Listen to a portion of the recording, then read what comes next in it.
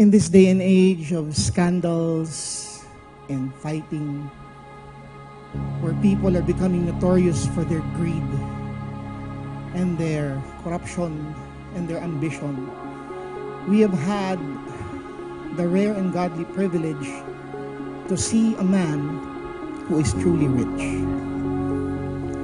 who is truly powerful, who truly has everything. Not because of his possessions, but because of who possesses him.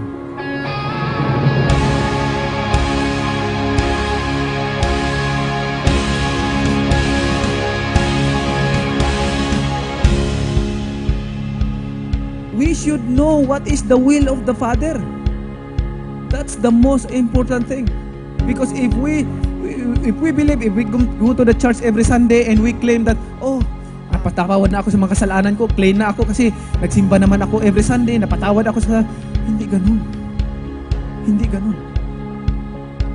Believing God, we should obey.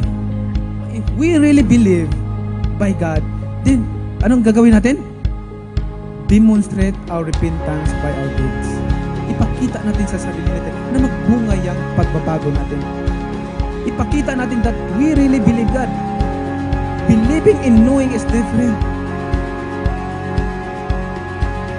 The will of the Father in John 6 verse 39 and 40, and this is the will of Him who sent me, that I shall lose none of all those He has given me, but raise them up at the last day. For my Father's will is that everyone who looks to the Son and believes in Him shall have eternal life, and I will raise them up at the last day. We must accept the Son as our Lord and Savior, and that's Jesus Christ. If you decide to follow Jesus Christ, may mga consequences yan. The world will hate you. Why? Because you not belong to the world. You belong to God, to the kingdom of God.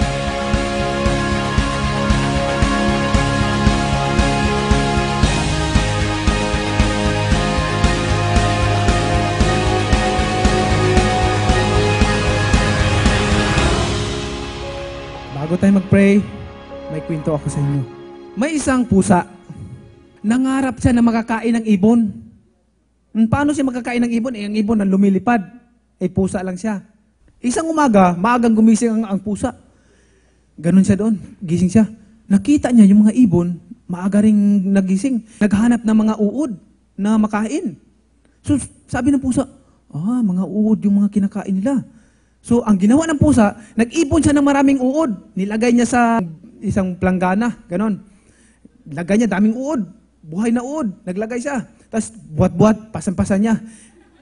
Pumunta siya doon sa may ilalim ng puno. Nung nakita ng ibon yung mga uod na buhay, talagang sariwa. Ay, uod, ang daming uod. Pero nung nakita niya yung pusa, bumalik siya, lipad ulit doon sa may puno. Sabi ng pusa, Bon, bakit ka natakot? Para sa iyo itong mga uod. Sabi ng ibon, oo, para sa akin yan. Pero, pag kinain ko yan, kainin mo naman ako. Sabi ng pusa, ay hindi, Bon. Isa lang ang simple lang naman ang gusto ko. Sabi, ano yung gusto mo? Isang uod, bubunot lang ako isang balahibo.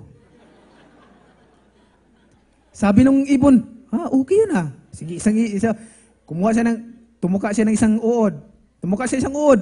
Tapos, bunot naman ng pusa ng isang balahibo. Tapos, ang sarap kasi buhay yung uod Paborito ng nung ibon yung uod na buhay. Balik ulit siya. Patikim ulit. Bunot naman ulit. Hanggang pabalik dahil sa sarap ng uod, dahil buhay. Hindi na malaya ng ibon. Pag ganun niya, hindi na siya makalipad kasi pag ganun, wala na siyang balahibo. So sabi ng pusa, Bon, matalino ka talaga, Bon. Kasi alam mo, nakakainin kita. Ayun, nakain siya. Dahil hindi na makalipad Alam nyo, ang makuhang aral doon, nakain ng pusa ang ibon. Nakain po. Alam nyo, sa buhay natin, baka pariwara lang tayo, gumagawa tayo ng mga kasalanan, kahit maliit, sabihin natin, maliit lang to, kasalanan to. Maliit lang to, walang problema yan, maliit lang yan. Baka ganun tayo, na hindi natin namalaya na nandoon na pala tayo hanggang maano na tayo ng devil. wala tayong pakialam, minura ko yun, hindi bali, maano niyan. Okay, naggalit ako doon, ganun. Tapos, baliwala lang sa atin, no? Maging aware tayo pag gumawa tayo ng kasalanan na hindi natin sinasadya, no? Hingi ka agad tayo ng tawad. Kasi baka mapariho tayo sa ibon. Na, isang balahibo lang naman to eh.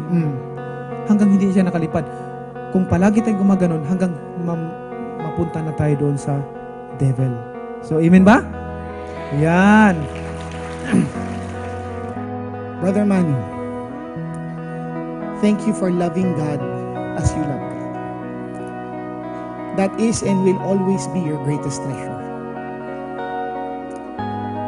Philippians chapter 2 says that our attitude should be like that of Christ Jesus, who, being in very nature God, did not consider equality with God something to be grasped or to be used for personal advantage, but that He set aside, He emptied Himself of His Godhood, of His Godness, and He humbled Himself.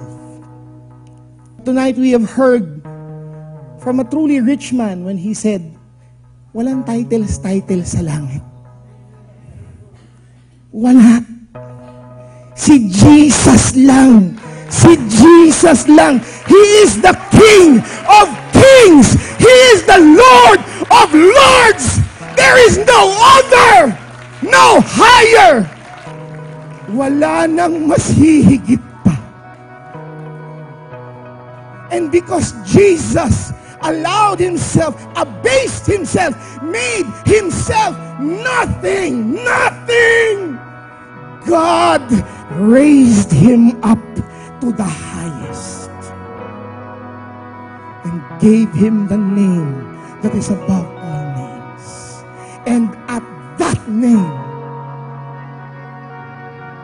every knee shall bow.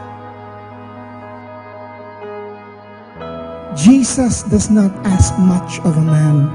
He just wants all of him. It's not what you own. It's who owns you.